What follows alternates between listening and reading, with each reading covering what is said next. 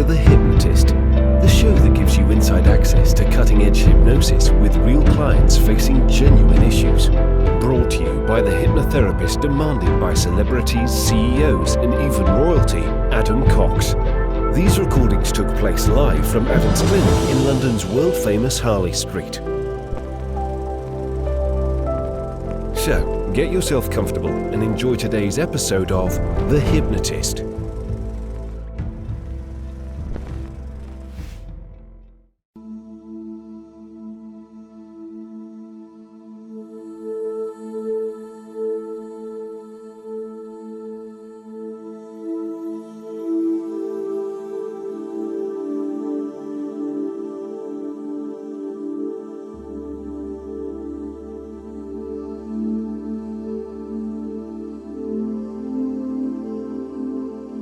And as you breathe in, just imagine you're breathing in a feeling of calm and relaxation, releasing any tension on the out breath.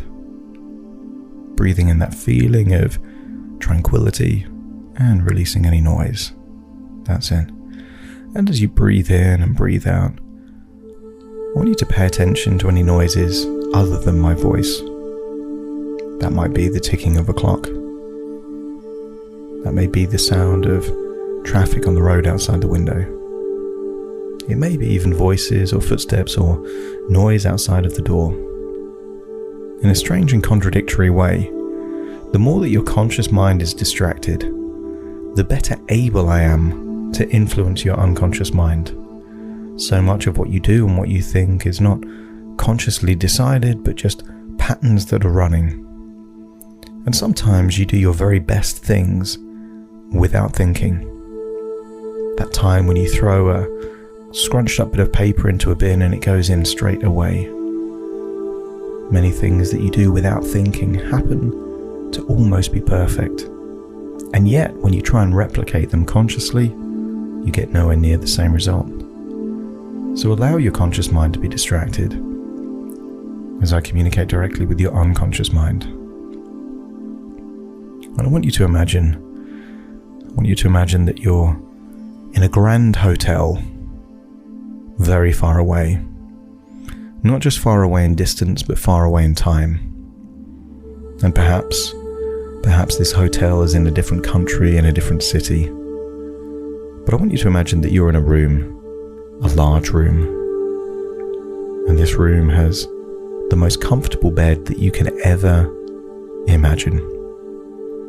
And I want you to imagine that you're just resting on the surface of that bed, and as your head sinks into the pillow, I want you to imagine it's the softest, most comfortable pillow that you've ever rested your head on. There's something about the decoration and the energy in this room that just feels so relaxing. And all I'd like you to do is, again, just to focus on your breathing in calm and relaxation, and breathing out any tension.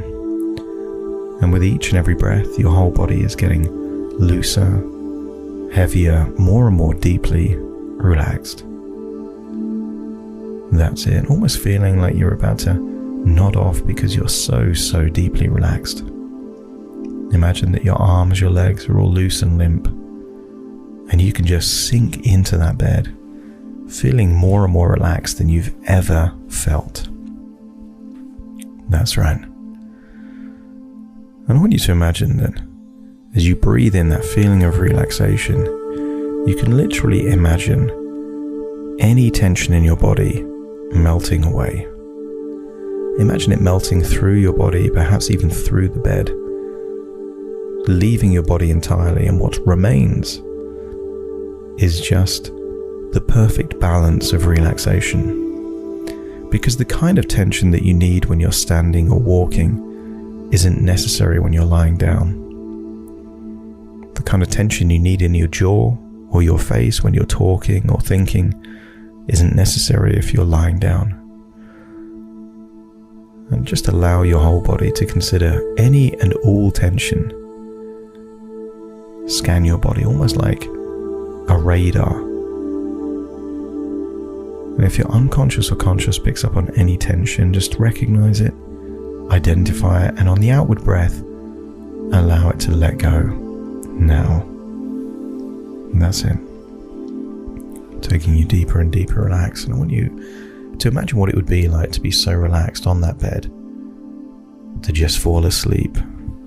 And you've done that many, many thousands of times, so you know exactly what it's like to fall asleep.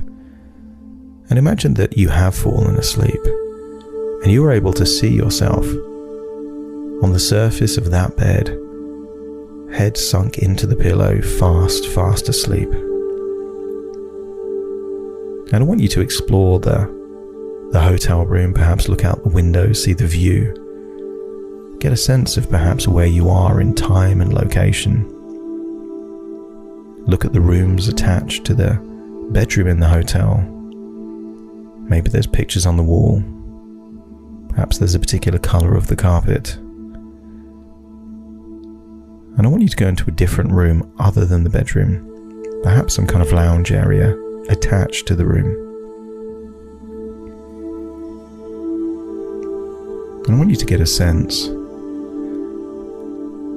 of change.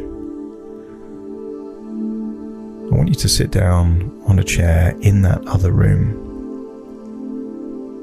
because very shortly I'm going to communicate to a different part.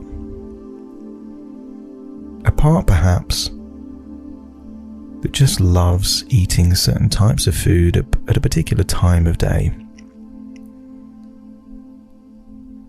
And as you sit there in that chair, I'd like to communicate to the part that really, really enjoys things like jam on toast, perhaps chips, or the buns that accompany a burger. And what I'm communicating to that part, just let me know by nodding your head. That's right.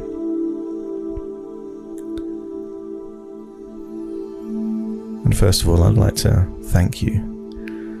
Thank you for the role that you play. The role that you play is all about preservation. Because at some level, if we don't enjoy food, we wouldn't exist as a species. There is a reason why the nose, the taste buds, the eyes are all connected to the process of eating. Because eating is designed to be enjoyable. And if it's the case that you really enjoy food, let me know by nodding your head. That's right. And that's a good thing. But there's also something equally valuable as the pleasure that comes from food. And that is the pleasure of being healthy, full of energy, the compliments that you receive from other people. Because as a direct consequence of this desire to really enjoy food, the unintended consequence is that right now it's becoming harder to lose that body fat. And I know that your intention isn't to increase the amount of body fat. The intention isn't to sabotage or impede the amount of weight that's being lost. I know that your intention is that of joy, pleasure, gratification. And if that's the case, let me know by nodding your head. That's right. And that's a good thing. But I'm just wondering if you'd be receptive to still do that, but do it even more. If you could enjoy your food even more than you have done previously, if that is something that you'd be receptive to. Because I want you to imagine what it would be like to simply not eat for 3 days. And within the mind, we can imagine what that would be like. For the first few hours, nothing would change because there's enough energy just in your blood. And then perhaps after maybe 5, 6, 7 hours, there would be a tightening of the stomach, maybe a rumbling of the stomach. And at that point, there might be a desire for more food, but just distracting yourself can get over that feeling. Maybe even a glass of water. Because that length of time is easily done because you do it every night. In fact, you're very accomplished at being able to go without food for maybe 12, 14, 16, 17 hours sometimes. And isn't it the case that when you haven't eaten for maybe 16 or 17 hours, the first bite of that food just tastes amazing? And there is a very powerful principle known as delayed gratification. The longer you delay, the more enjoyable it is. Because if it was the case that you could eat non-stop, food would taste as bland as paper, and you would lose the enjoyment that you seek. So having a gap in between meals is what gives food pleasure. But I want you to imagine again those 3 days, because perhaps after a full day of not eating anything, perhaps you'd be thinking about food a bit more. Maybe you'd feel a bit tired. But I want you to imagine that you're able to persist, because after 24 hours, your body starts entering a state where it starts learning how to turn body fat cells into energy. And whether you call it ketosis or just a body's ability to adapt as it would do to your ancestors, if there was a famine, the body just adapts and changes depending on what's around and available. And perhaps after 2 days, 48 hours, your body gets pretty good at that. Not only is your body now learning how to take the energy from your body fat, but also there is a process called autophagy which enables your body to heal what needs to be healed and consider it almost cleaning out the rubbish inside your body. Because normally your body is so busy digesting food and processing that it doesn't have the resources and energy and biochemistry to give your body a good spring clean. And doesn't it feel satisfying when you do that in your house? You don't spring clean every week, but every now and then the house is really cleaned. And there is a sense of satisfaction that comes from really doing that. And then perhaps after 3 days, your body has just got used to getting your liquids from water and your energy from your body fat. In fact, you sleep better the less you eat. And that's a strange thing. But I want you to imagine that 3 days have passed and you haven't eaten anything. Something as simple as a piece of fruit, or perhaps a burger, or perhaps your favorite meat. Any of those things would just taste delicious. It would taste like paradise, because the lack of time in between the meals would mean that anything tastes amazing. And if you agree with that, let me know by nodding your head. And I want you to get a sense that, what if there was a way that you can enjoy food more? Because there is one food that tricks the brain into thinking it's pleasurable when it really isn't. And these foods are known as the 3 white poisons. Not because they're toxic and they can kill you instantly, but because they poison the brain into thinking they're pleasurable when actually they're not.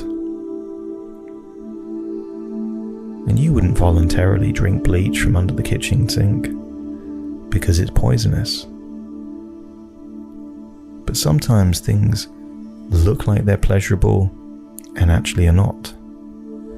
And I want you to consider that there are 3 white poisons. The first is refined sugar. If you that really seeks pleasure from food just had a whole kilo bag of sugar, it might be enjoyable for the first few seconds, but very soon there would be too much sugar in your blood, and your body would be forced to turn that excess sugar into fat to stop you from dying. That's how poisonous that sugar would be. Diabetics that become hyperglycemic or don't have the insulin to regulate are at risk of genuine death. And I want you to appreciate that refined sugar is deadly. In fact, the only thing that the body can do to stop sugar from killing you is to turn it into fat. And you don't want that fat on you. There is a second white poison, also something refined, and that is flour. The kind of flour that you see in bread, or the base of a pizza, or in a cake or a biscuit. Not quite so poisonous as the refined sugar, but something again that enables your body to perceive it as pleasurable simply because it gives you energy quickly. But if there was that all-you-can-eat buffet with the most incredible foods created from all the very best chefs, would you really spend your time and the limited space in your stomach eating bread rolls and slices of bread? The real pleasure comes from food that has flavors and tastes and textures. But foods that contain too much of that refined flour, isn't it strange that the texture is almost like wallpaper paste once it's chewed? Think of eating a slice of toast or a piece of bread. Even if the smell looks good because it's tricking your brain, once you chew it, it's all mushy, gooey, full of the kind of things that clog up your intestines, make it hard to digest your food. And so many people every year die of heart attacks, not because they have too much sugar, but because they have too much of this refined carbohydrates. These crisps, bread, biscuits. And the third white poison is salt. And I want you to notice how similar all three of these white poisons are when they're just there in their packets. The sugar sometimes does look like salt, and you can easily trick someone into putting salt into their coffee just by putting it in a different container. The flour looks a bit softer and a bit more fine, but these are three white powders, highly toxic and poisonous to the human body, and yet bodies that are not trained or knowledgeable perceive them to be pleasurable. I want you to think about all of the most addictive foods, and isn't it true that they contain either salt, sugar, or flour? This is something that food companies have known for a long time, because all three of these things are very cheap to make and highly addictive.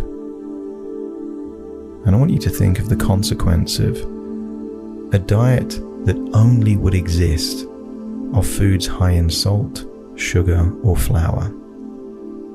To begin with, they would be pleasurable, but very soon everything would taste bland. Too much sugar would just mean that you're constantly feeling lethargic. Your skin would change. Your eyes would get dull. You'd be constantly fidgety and anxious and perhaps even paranoid. And I want you to get a sense that if these foods were truly pleasurable, then why would they make you feel that way? Because if someone spent 30 days on processed foods high in salt, sugar, and flour, and it makes them sick, isn't it the case that those foods really are poisonous? Because someone could spend not even 30 days but a whole year only eating salads and fresh fruits, and they would be healthier at the end of that year than at the beginning. There are foods that harm and foods that heal.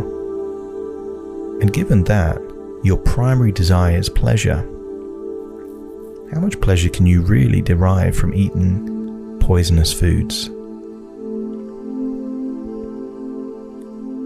I'd like to suggest an alternative.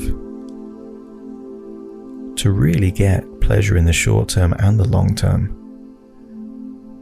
there are ways to enjoy even more pleasure than you've already been enjoying. And the first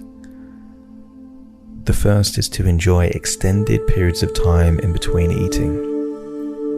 You're already doing this, but there could be opportunities to do it even more. So maybe once a week by having a day that you just don't eat, and imagine how good that food will taste when you start eating again. And if you like the idea of food tasting better than it's ever tasted before, let me know by nodding your head. Because all you have to do is to enjoy the wait. Sometimes the anticipation makes things so much more pleasurable. And if you could have whatever you wanted on demand, the pleasure would decrease. But sometimes anticipation and delay increases the pleasure. And if you accept that suggestion to be true, let me know by nodding your head. That's right. And the second thing to increase the amount of pleasure is to choose foods that help you in every way, that are not just pleasurable to eat, but also pleasurable for every other part of your body. Foods high in sugar or salt might be pleasurable for the taste buds, but they're harmful to the heart and the digestive system. They increase the amount of body fat. But there are foods that are pleasurable to eat and enable the body to work even better. And many of these foods are already your favorite foods. Perhaps these are lean meats or fresh avocados. Perhaps these are combinations of certain fruits, because the processed version of a real raspberry or strawberry might be the jam. And yes, there's a bit of fruit in there, but it's mainly sugar, the poisonous bit. So what if you had more of the original things, the fresh fruits, and less of the processed things? Then you could derive more of that taste and flavor and enable your body to be flooded with those micronutrients that can help you in every way. Help your health, help your energy, help your emotional states. And by doing this, delaying the time between meals and choosing foods that are natural and that don't contain those 3 white poisons will mean that you can secure even more pleasure from the food that you eat with no consequences to any other part of your body. And if you accept that this would be a way that you can have even more enjoyment than ever before, let me know by nodding your head.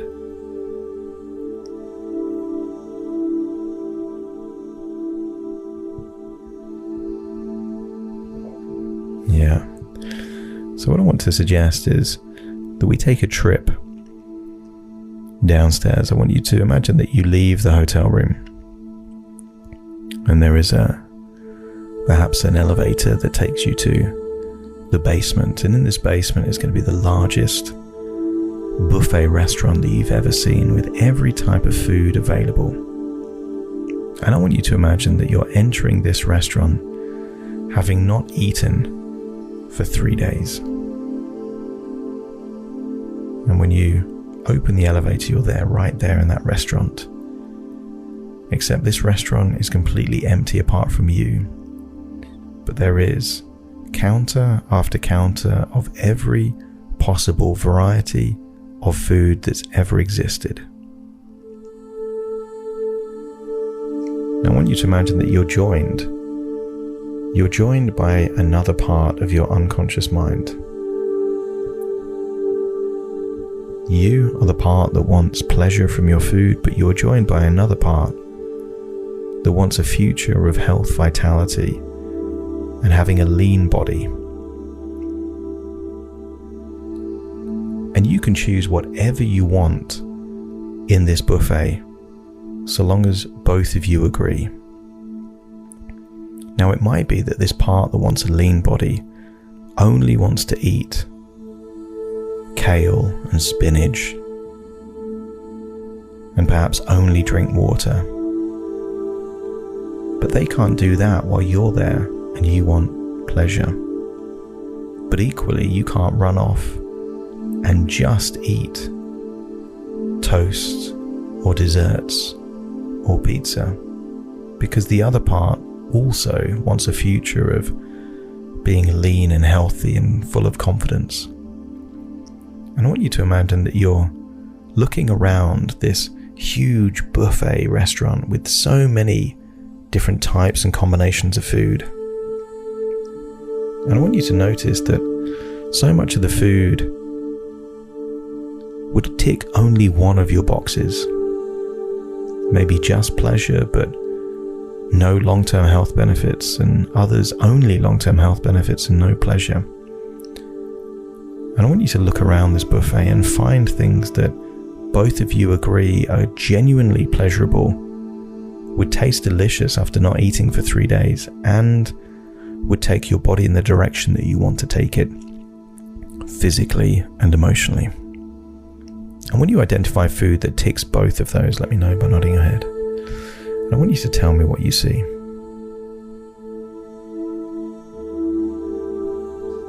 Steak. Oh, steak and chicken. I want you to imagine that you could eat that steak and chicken and it would be not just enjoyable but delicious, and would also take you in the direction, and that's how you get even more pleasure. I want you to continue looking around and see what else. Prawns, excellent. Avocado, nice. I want you to imagine that in the way that you do often in these restaurants, that you have a large plate and you're just piling up that plate with all of these food that ticks both boxes. And each time you put something on there, just tell me what you see and what you put on that plate.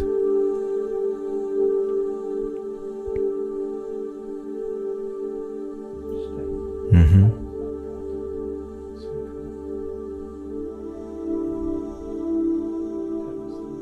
Mm-hmm.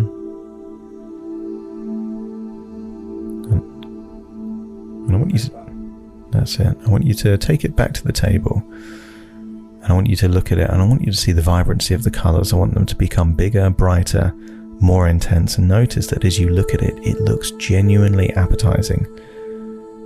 There is no feeling of missing out. There is no feeling of sacrifice. There is no feeling that somehow you're depriving yourself. What you're doing is you're giving yourself the very best without any of the downsides. That's right. Because the key in order for you to lose weight is to enjoy the process. And by enjoying the process of that main lunchtime meal will enable you to train your body to continue burning fat for hour after hour after hour. And the longer this period does, the more that your body not only loses fat, but gets used to the kind of foods that you enjoy and is training your body to burn fat. And therefore, as the days pass, there is less desire for any of those other foods. In fact, I want you to imagine that 2 or 3 weeks have passed where each day you're eating the most delicious foods that also train your body to burn fat. And then I want you to imagine that after this extended time has passed, I want you to go to the counters that contain those processed foods with those refined carbohydrates and sugars and salts. But as you look at them, I want you to notice that the food is now turned all to black and white. And as you turn the color into black and white of those foods, notice that the desire for them reduces massively. But I want you, as you look around this very large restaurants with all the different types of foods, you notice that most of them are in color, and that very few are now in black and white. And it doesn't cause you any issues at all to not to eat the foods that are in black and white when you know that it's not taking you in the direction that you want to go, and these other foods are starting to taste better and better with each and every day that passes.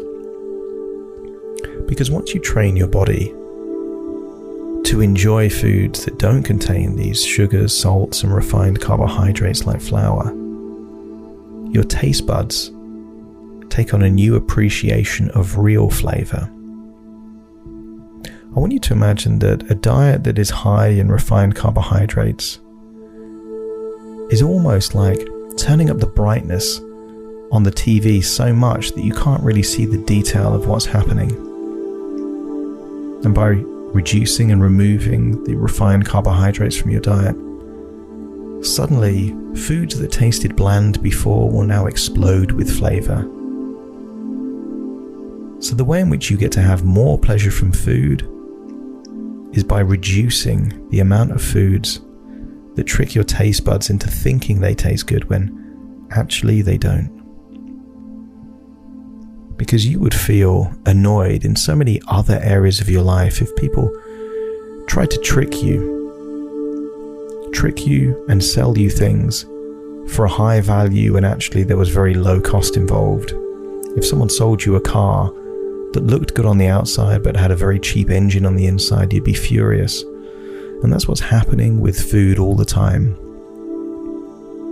Foods are being sold and told to you as being pleasurable, but actually it's the salt, the sugar, and the flour that just tricks your brain into thinking they taste good when actually they're just training your body to become addicted.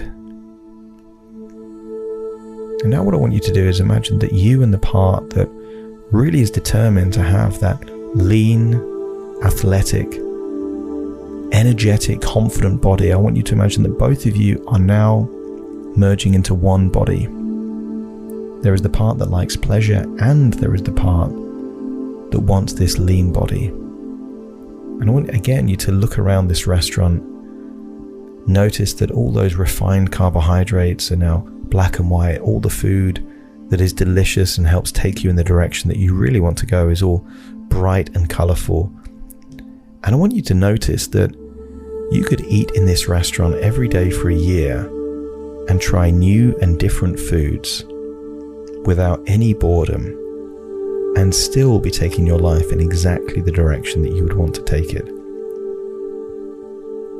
And if your unconscious mind accepts that suggestion to be true, let me know by nodding your head.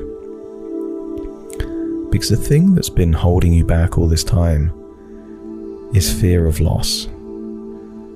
The fear of missing out on certain foods. And once you realize that the average human has only tasted less than a few % of all the possible foods that exist on the planet, how can it be that we're so dependent on those foods that are high in sugar, salt, and flour, when there's so many other foods that we haven't even explored yet? So many varieties of fruits we've never tasted. So many vegetables we don't even know the names of. So many different meats. So many different meals from different cultures and cuisines that we've never explored before. And I want your unconscious mind to accept just how much possibility there is. That if we had a circle, which is pleasure, and a circle which is training your body to burn fat, the shaded area where those two circles overlap would give you infinite possibilities of food to eat.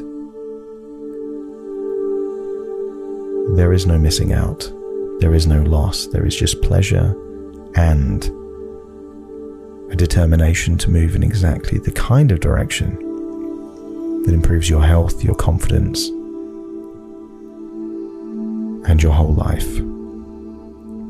As you leave the restaurant, I want you to get a sense of how fulfilled you feel, not just in your belly where you've eaten, but also a sense that by making decisions in that corner of the matrix where it tastes good and helps you lose weight, there is no guilt, there is no frustration, there is only a growing sense of momentum.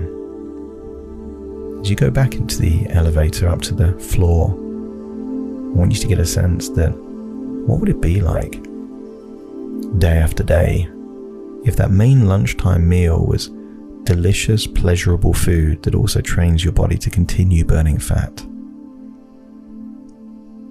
Suddenly it just gets easier and easier. You enter your hotel room. I want you to get a sense that training yourself is like training anything else.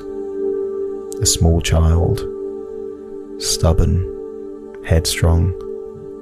But if you tell it what to do, it will rebel. But if you guide it in the right direction, where it's acting from its own interests, it needs no more training. It will simply operate that way through its own motivation. I want you to imagine that you're seeing yourself there on that bed, the conscious part that's been asleep all this time. I want you to climb into that version of you, feeling how comfortable it feels on that bed, body all loose, relaxed. But I want you to notice that as time goes on, you can imagine what it would be like perhaps 2 weeks, 2 months, 2 years from now, if you got into the habit of continuing to have your last meal perhaps at 7 o'clock, eat your first meal at lunchtime, but just change that lunchtime meal so it's delicious food that also helps keep your blood sugar levels low, training your body to burn fat. And as you think about the future, not only does it get easier and easier, but you can see what it's doing to your body. It takes effort to store body fat. You just have to eat more calories than you consume and have lots of carbohydrates to trigger the insulin necessary to turn the excess calories into fat. And it stands to reason that the way that you burn that fat is the opposite way round. Eat less calories than you need, keep insulin levels low, and eat the kind of foods that are pleasurable but trains your body to feed on excess body fat from within your body. As time goes on, see those love handles, the fat around perhaps your belly or your legs, your back even, getting less and less and less. And as body fat decreases, confidence increases. And it gets easier and easier to just feel like you can live that way. In a few moments' time, I'm going to count from 1 to 10 to awaken you. You will awaken with a feeling of optimism, but a feeling of excitement that there is a way for you to not just lose weight, but really and truly derive pleasure and enjoy the process, enjoy those meals, knowing that the more time in between meals, the better that food tastes, and knowing that you can train that part of your body to really enjoy the kind of foods that will help you lose weight by making them the very first meal that you have after not eating for many hours. Starting to count to awaken you. 1, 2, 3, waking up. 4, 5, 6, more alert. 7, 8, open your eyes, open your eyes. 9, 10, wide awake, wide awake, wide awake.